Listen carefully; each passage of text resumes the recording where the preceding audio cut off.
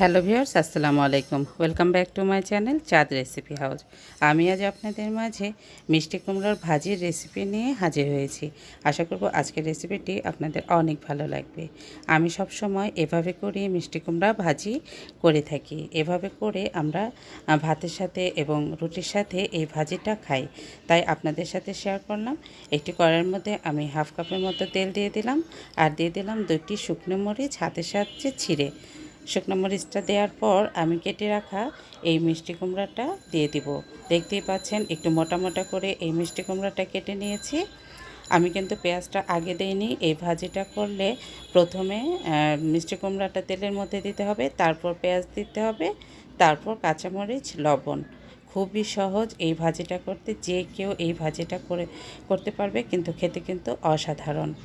এগুলো দিয়ে আমি একটু নেড়ে চেড়ে নিচ্ছি। আমি এখানে পেঁয়াজ, কাঁচামরিচ, লবণ দিয়েছি, দিয়ে একটু নেড়েচেড়ে নিচ্ছি। আর এই ভাজিটা হাই হিটে একটু পর পর নেড়েচেড়ে দিয়ে করতে হবে।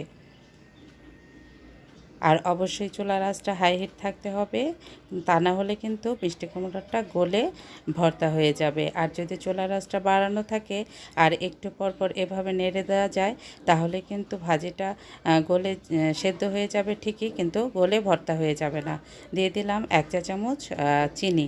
চিনিটা কিন্তু অবশ্যই দিতে হবে। এই ভাজিটা টেস্টি করার জন্য কিন্তু চিনিটা অবশ্যই দরকার। আর যদি কেউ না খেতে চান, না দিলেও হবে। এখন আবারও একটু হাই হিটে এই ভাজিটা রান্না করে নিচ্ছি। আর কাটার পরে কিন্তু ভাজিটা অবশ্যই পানি ঝরিয়ে নিতে হবে চালনির মধ্যে রেখে। একটুও পানি থাকা যাবে না। পানি থাকলে কিন্তু ভাজিটা করার সময় অনেক পানি উঠে যাবে।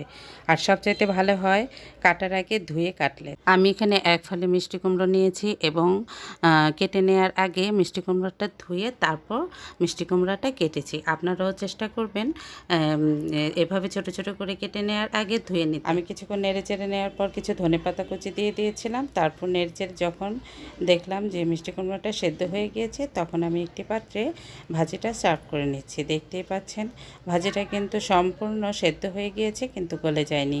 এইরকম ভাজি খেতে কিন্তু দারুণ মজা। আপনারা অবশ্যই বাসায় এই ভাজিটি এভাবে করে একবার হলেও খেয়ে দেখবেন। ভিডিওটি ভালো লাগলে আমার চ্যানেলটি সাবস্ক্রাইব করার অনুরোধ রইল। প্লিজ সাবস্ক্রাইব করে পাশে থাকা বেল বাটনে ক্লিক করে রাখবেন। এতে করে আমার পরবর্তী ভিডিওর নোটিফিকেশন পৌঁছে যাবে সবার আগে আপনার কাছে। সবাই ভালো থাকবেন, আমাদের জন্য দোয়া করবেন। আজকের মতো বিদায় নিচ্ছি। আল্লাহ হাফেজ।